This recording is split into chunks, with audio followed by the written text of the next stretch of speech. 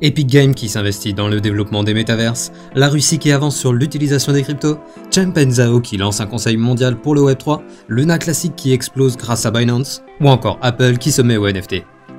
Bienvenue dans ce Daily Crypto où je vais vous résumer ces dernières actualités du monde crypto. Et comme d'habitude, si vous appréciez ce format, pensez aux commentaires et aux likes pour le référencement de la vidéo, et à l'abonnement ainsi que l'activation de la cloche pour être au courant des dernières actualités du monde crypto et blockchain. Et finalement, je vous invite à venir me suivre sur mon Twitter et je vous rappelle que vous pouvez également retrouver mon contenu en version ultra condensée sur mon TikTok et mon Instagram que vous retrouverez dans la description. Mais avant de parler des actualités du jour, commençons avec l'état du marché en ce lundi avec un marché qui est plutôt mitigé sur les dernières 24 heures alors que Bitcoin est coincé dans la zone des 18 000 – 19 000 $ depuis une semaine et la crypto qui a largement surperformé le marché aujourd'hui est le Luna Classic avec un plus 33% et on va voir aujourd'hui pourquoi le LUNC explose comme ça. Mais passons sans plus attendre aux actualités de ce lundi 26 septembre 2022. On débute les actualités du lundi avec quelques informations de ce week-end étant donné que je n'ai pas pu vous faire de Daily Crypto depuis vendredi dernier. Tout d'abord, on a récemment appris que Epic Games a participé à une levée de fonds de la startup Aidin qui a pu récolter 30 millions de dollars pour développer ses infrastructures. Et pour ceux qui ne connaîtraient pas Aidin, il s'agit d'une startup qui développe des technologies en lien avec le Web3 et les métaverses, dont le but est entre autres, grâce à de grandes puissances de calcul, de pouvoir accueillir un grand nombre de joueurs en simultané en ligne, ce qui est un prérequis de base dans un métaverse. Et donc Epic Games a déclaré qu'alors qu'il travaillait sur un métaverse évolutif, les technologies développées par Aidin étaient complémentaires à l'Unreal Engine, qui est, je vous le rappelle, le moteur de jeux vidéo développé par Epic Games. Et je précise que les infrastructures développées par Aidin ont déjà servi à de grandes entreprises telles que Microsoft, Minecraft ou Sony, et ils ont déjà permis au jeu EVE Online de rassembler 14 000 joueurs en simultané. Donc en gros, avec la participation à cette levée de fonds, on a Epic Games qui confirme son intérêt pour les métaverses, et je vous rappelle qu'ils font partie des studios gaming les plus impliqués dans le secteur gaming crypto aux côtés de Square Enix, mais par contre du côté de la plateforme Steam qui est bien connue des joueurs de jeux vidéo, publiquement ils sont toujours opposés à ces innovations. On continue de parler de grandes sociétés avec Walt Disney qui confirme lui aussi son attrait pour le secteur des cryptos. En effet, après avoir lancé un accélérateur pour les technologies immersives du type réalité augmentée et NFT en intégrant 3 sociétés du secteur crypto comme par exemple Polygon, on apprend que le studio cherche à savoir s'il n'encourt aucun risque d'un point de vue juridique, étant donné qu'ils viennent de publier sur LinkedIn une offre d'emploi pour un avocat spécialisé dans le droit américain et international sur le sujet du Web3 avec les NFT et les cryptos. Bref, Disney met en place les fondations avant de construire son écosystème crypto qui pourrait potentiellement arriver en 2023, même si je précise qu'à l'heure actuelle, on n'a aucune annonce officielle allant dans ce sens. Partons maintenant en Russie pour une mise à jour sur l'adoption des cryptos comme moyen de paiement pour les transactions transfrontalières. Mais tout d'abord, je vous rappelle que suite à l'adoption des cryptos de l'Iran pour ses paiements transfrontaliers, on a eu le ministre des Finances russe et la Banque centrale qui se sont accordés pour dire qu'ils ne pouvaient pas se passer des cryptos pour leurs transactions internationales. Donc afin de permettre ce nouveau moyen de paiement, un cadre législatif doit tout d'abord être mis en place et il y a quelques jours, la Russie a montré qu'elle avançait sur ce point avec Alexei Moiseev, le ministre des Finances, qui a déclaré durant le 19e Forum interbancaire international qu'ils avaient déjà un projet de loi en accord avec la Banque centrale qui décrit de manière générale comment se procurer des crypto-monnaies, ce qui sera possible de faire avec ces crypto-monnaies et plus particulièrement dans le cadre des règlements transfrontaliers. Mais pour le moment, aucun détail technique n'a été révélé. Et dans le même temps, le ministre a parlé d'un projet de loi encadrant le secteur du minage qui est en cours de discussion, mais encore une fois, aucun détail n'a été révélé. Donc au final, alors qu'il y a plusieurs mois les observateurs s'attendaient à un bannissement des cryptos comme l'avait fait la Chine, il semblerait que les sanctions économiques imposées suite à l'attaque de l'Ukraine ont totalement changé la politique russe envers les cryptos. Pendant ce temps, au Royaume-Uni, le gouvernement ambitionne de faciliter la saisie de cryptos.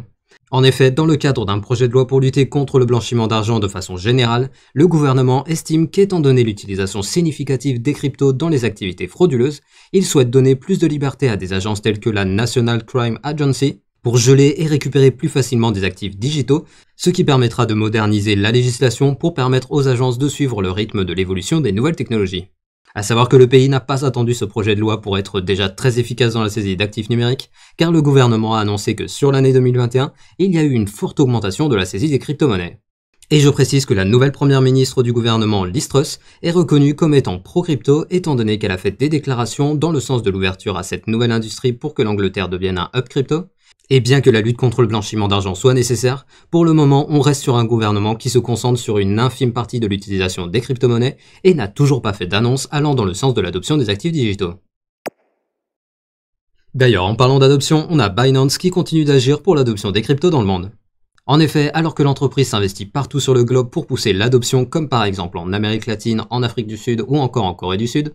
on a Changpeng Zhao, le fondateur de Binance, qui a annoncé la création de la Binance Global Advisory Board, qui sera un genre de conseil mondial pour le développement du Web3. Et concrètement, le conseil sera dirigé par Max Baucus, l'ancien ambassadeur des États-Unis en Chine, et le board sera composé de 11 autres personnes qui ont occupé des postes politiques ou économiques importants, et tout cela dans le but que ce conseil mondial guide les régulateurs vers la meilleure approche possible qui protégera les consommateurs et qui, dans le même temps, permettra le développement du Web3. Donc au final, avec la création de ce conseil, on a Binance qui ambitionne de créer une entité indépendante qui influencera la manière dont seront régulés les cryptos pour permettre le développement de cette industrie et des nouvelles technologies qui l'accompagnent. Reste maintenant à savoir si ce conseil aura une véritable influence et bien sûr affaire à suivre dans le Daily Crypto. On reste dans les informations liées à Binance avec la plateforme qui a confirmé qu'elle allait soutenir le burn de Luna Classic. En effet, comme vous le savez déjà, la communauté de Luna Classic a voté favorablement à l'instauration d'une taxe de 1,2% qui sera brûlée afin de diminuer la supply du jeton pour favoriser une reprise haussière. Et le truc, c'est qu'ils ont voté pour que cette taxe soit opérée sur les transactions on-chain, c'est-à-dire directement sur la blockchain, et également off-chain, c'est-à-dire les transactions effectuées sur les plateformes d'échange. Et comme ces dernières transactions représentent les volumes les plus importants, il était primordial que les grandes places d'échange du type Binance suivent la communauté et instaurent cette taxe. Mais le problème, c'est que ces dernières semaines, on avait Binance qui se montrait publiquement favorable, mais qui, dans les faits, faisait plutôt traîner l'affaire en longueur. Et finalement, aujourd'hui, on a Binance qui a confirmé qu'elle allait instaurer un mécanisme de burn en isolant une partie des frais qui serviront à racheter des LUNC qui seront finalement brûlés. Et les transactions qui seront concernées seront les transactions spot et margin trading sur les paires USDT et BUSD, mais attention, je précise que le burn ne serait que d'environ 0,1%, ce qui est bien inférieur au 1,2% voulu par la communauté. Et je précise également que la plateforme s'est engagée à publier tous les mardis un rapport sur la quantité de tokens Luna Classic qui auront été brûlés durant la semaine écoulée. Donc au final, il s'agit d'une victoire mitigée pour la communauté Luna, qui va quand même pouvoir diminuer la supply malgré le faible taux de burn, ce qui, en théorie, fera augmenter le prix du Luna Classic de façon mécanique, et le marché a visiblement très bien accueilli la nouvelle car, comme vous pouvez le voir à l'écran, le token a été jusqu'à faire un plus 77% suite à l'annonce. Mais attention, bien que cette nouvelle soit bonne pour Luna Classic sur le court terme, je vous rappelle que ce qui fera la valeur du projet sur le long terme sera l'utilisation du réseau par des projets ayant une utilité, donc bien sûr, je vous invite à rester prudent si vous voulez investir sur Luna Classic. On continue sur le thème des bonnes nouvelles pour les projets crypto avec Cardano qui a réalisé sa mise à jour Vasil. En effet, cette mise à jour qui a été reportée plusieurs fois a finalement démarré jeudi dernier et sera finalisée demain, c'est-à-dire le 27 septembre. Mais concrètement, qu'est-ce qu'elle va apporter de plus au réseau Cardano?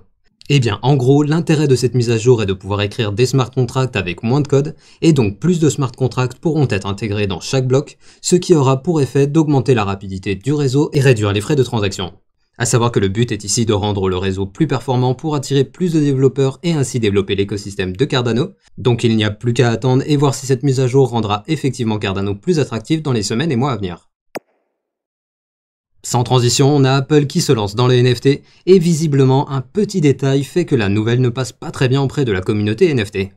Mais tout d'abord, laissez-moi vous expliquer le projet de Apple. D'après les informations rapportées par un rapport de The Information, le géant américain aurait l'ambition de permettre la vente de NFT sur ses applications via le système de paiement intégré. Mais le truc c'est que Apple prendrait une commission de 30%, ce qui est énorme par rapport à des places de marché NFT comme OpenSea qui prennent une commission de 2,5%, mais qui reste logique dans l'écosystème d'Apple, où les ventes sur les applications présentes sur l'Apple Store sont taxées à 30%.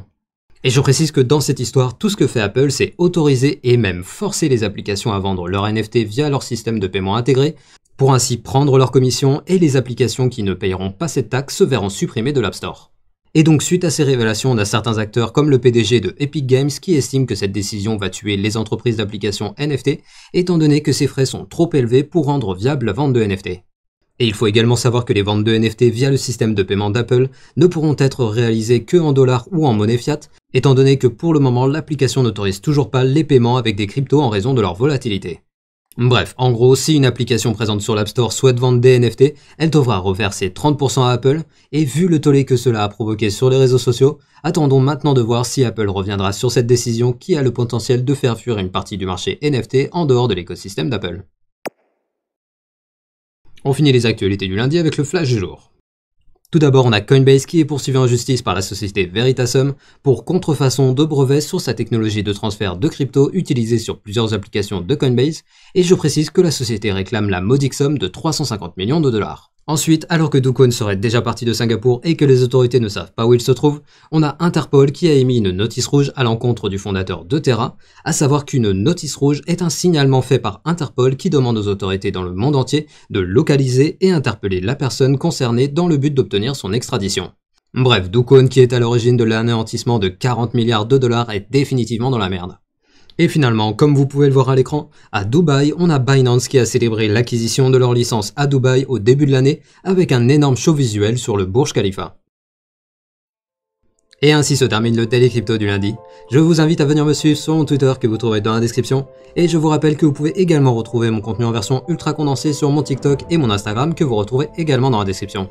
Et comme d'habitude, pensez au like pour le référencement de la vidéo, et à l'abonnement ainsi que l'activation de la cloche pour être notifié dès que je sors une nouvelle vidéo. Et je vous dis à demain pour un nouveau Daily Crypto.